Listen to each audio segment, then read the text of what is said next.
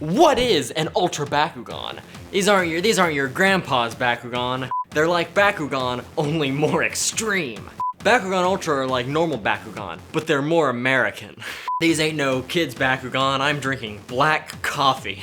There's a logo on that mug. That's fine, no one's paying me. These ain't your grandpa's Bakugan, these are Bakugan for adults. What is an Ultra Bakugan? I don't know, but we're gonna find out. I actually do know. I have that information written down. Bakugan Ultra are bigger, cooler, more expensive, more sort of leapy versions of normal core Bakugan. As far as I know, every core Bakugan in the current lineup also has a Bakugan Ultra counterpart, so a more elaborate, more detailed, more action-packed version of the very same character. Serpentes is gonna have an Ultra Bakugan, Mantinoid has an Ultra Bakugan, Trox has an Ultra Bakugan. In fact, in the current lineup, there's more Ultra Bakugan than there are normal core Bakugan, so there's a lot of them to collect. Ultra Bakugan are the exact same size as every other core Bakugan in the lineup. These Bakugan are more detailed and more elaborate than any Bakugan we have ever seen. Even Bakutech, Sky Raiders, Mechtagon, all of them. They're better than all of them. And why, you might ask? One reason: magnet placement. They are not afraid to put the magnets anywhere. There's magnets on tails, there's magnets on heads, there's magnets on carapaces. Mantinoid, his little thorax, has the magnet right there on the back. So the magnet placement allows for insanely cool new designs because they transform, leap open, they don't have to worry about the magnet always being on the bottom, they don't have to worry about them standing on the core. And that has opened up an entire new world of possibility. They actually look like the characters. They don't look like little pudgy, chubby blobs with stuff sticking out of them. They actually look like monsters, and that's cool. There was a Bakugan named Laser Man. He was just a man that shoots lasers. And you wanna know, like, we have this these days, we have this nonsense. Laser Man did this.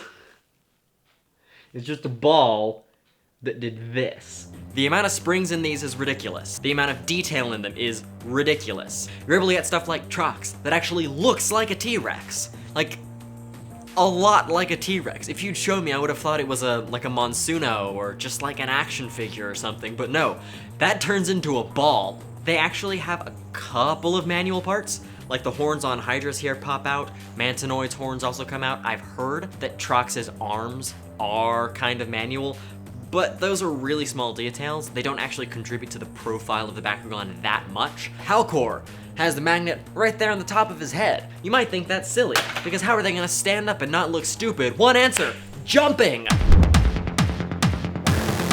You roll an Ultra Bakugan, it hits a Baku core, jumps, lands on its feet, reveals the power level of the Baku core on top. Any bonuses or minuses that you get are added to your Bakugan. The nearest comparison to Bakugan Ultra in previous lines is Baku Sky Raiders, which I made a review of when I was a child. Baku Sky Raiders were really cool. They had the jumping mechanic, kind of. It was all built into the feet, so they would fly up into the air and then just land in your backyard or on top of a dog or something. When they worked, they were good, but the springs were so powerful that you could almost never close them. They were hard to manage. The new Bakugan Ultras are also hard to close, but when they're closed, they stay closed. The construction is sturdy on them despite the powerful springs. With that said, they don't always work. They do not always land on their feet. They don't always lift up the Baku core. Sometimes they just kind of flop onto their side, or Mantinoid usually kind of just, hits his head on the ground. But they still look really cool. You can still pick up the background and flip it over and reveal that awesome standing monster form, and that makes up for the whole thing. As far as I know, there are not any differences in gameplay. Obviously, Ultra Bakugan have different stats and different damage than their normal Bakugan counterparts. I don't know how evolution cards work with Ultra Bakugan, but the gameplay is basically the same, with the exception of strategic rolling potential.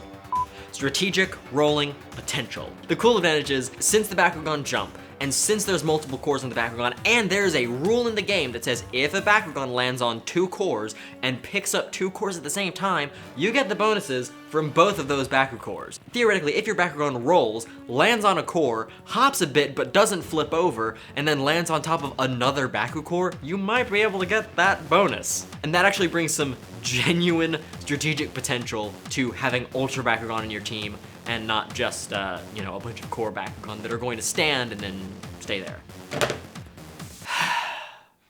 Now there's something we have to talk about. Alto-Brontes disease. There's a problem, and it may be affecting you or a loved one. Alto-Brontes disease.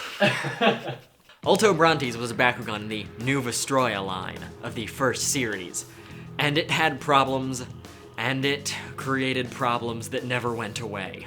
Little plastic bumps sticking out of an otherwise spherical round Bakugan. Specifically bumps sticking out in the way of the rolling path. The rolling path on a standard Bakugan, unless you're doing fancy things like spin rolls or like a nice Ravenoid swirl, you just roll the Bakugan straight. If there are bumps in that rolling path, it will mess up your rolling and make play kind of impossible. Alto-Brontes was the first Bakugan to have this problem, and many Bakugan afterwards had the same issue. It was a big problem, and it was kind of the nail in the coffin for the original Bakugan series, and it made us all very sad. All the Bakugan in the current lineup don't have Alto-Brontes disease, as far as I can tell. They are spherical, they are smooth, they are beautiful, and they roll just fine. Hydrus doesn't have the problem, but Mantanoid, Halcor, probably some of the other ones, I don't know exactly which ones have this problem, but as a result of more complicated designs and more powerful springs, they've got some Alto-Brontes disease. They have little plastic parts, hinges, springs, sticking out of the Bakugan in sphere form. But with that said, Spin Master has made sure to keep the center rolling track of every Ultra Bakugan clear of any jutting parts, so they roll smooth. In some cases, they roll smoother than the core Bakugan do. I was really worried at first. It's still not great, but it's not terrible, because they're still functional, they have the cool action features, they are more detailed, and they still roll okay. Another problem, they're harder to close. They're really hard to close. They're so complicated and so elaborate that closing these things is a task. It takes practice to be able to hold it all in. They stay closed when they're closed. It's just an elaborate process and it takes some practice. Now, to Spin Master's credit, they come with instructions. Detailed, step-by-step instructions on how you're supposed to close these Ultra Bakugan. Also, they have videos on the website and the Bakugan YouTube channel also showcasing little tutorials on how to close them. You're gonna have kids buying Ultra Bakugan that can't really tell the difference between these and the other ones. I get the impression that the Ultra Bakugan are really for older collectors and for people who are more familiar with Bakugan and more used to how they work. I don't mind them being harder to close. It actually makes it a lot more fun. It makes the play pattern more interesting. It takes a little bit longer to practice with them and get used to using these Bakugan and rolling them, but once you got the hang of it, it's fine. The packaging is very similar to the normal core Bakugan, and that surprises me. They're more expensive. The price point is actually really different. Core Bakugan hover around $7, whereas Ultra Bakugan hover around $10. That's gonna change probably by store and where you live, but that is a big difference, and $10 for one Bakugan is a lot. But they're really cool, and I think they're actually really worth the price. The only thing that I'm worried about is they're gonna get mixed up on the shelves. There are a few key packaging differences that let you know the difference. One is Ultra Bakugan always have character art on the side of the package. Two, they actually say, you know, Ultra Bakugan or, you know, Ultra Mantanoid, Ultra Hydrus, Ultra Dragonoid. But they're cooler, they're more elaborate, they do way more. I think it's totally worth the price, and I'm actually way more interested in buying Ultra Bakugan than the core ones in this line, just because of how much more play value you get, how much more collector value you get. And I know Bakugan is still a kid's toy line, but older collectors like me, people that grew up with Bakugan when we were younger, you know, these Ultra Bakugan are how cool we remember Bakugan being when we were kids. Great. You sure did that. So Spin Master has done an amazing thing in adding so much to what you get when you get one of these Bakugan.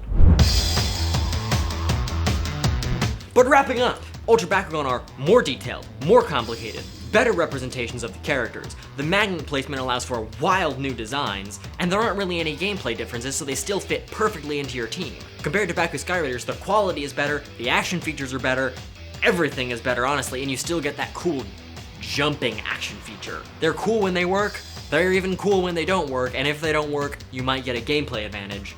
They might have some Alto Brontes disease, they might not be perfectly spherical half the time, but they don't let that get in the way of actual rolling technique. They're a bit harder to close, they're more expensive, and the package design might not be clear for younger people and parents. But regardless of all of that, they're awesome, they're worth the price, and they're a great thing for older fans like us to latch onto. So I hope that answered your question. What are Ultra Bakugan? They're just cooler Bakugan. If you have any questions, leave them in the comments, or you can just share some of the Bakugan in your collection. I'm Jett Kuso, and I'll see you next time. Huh!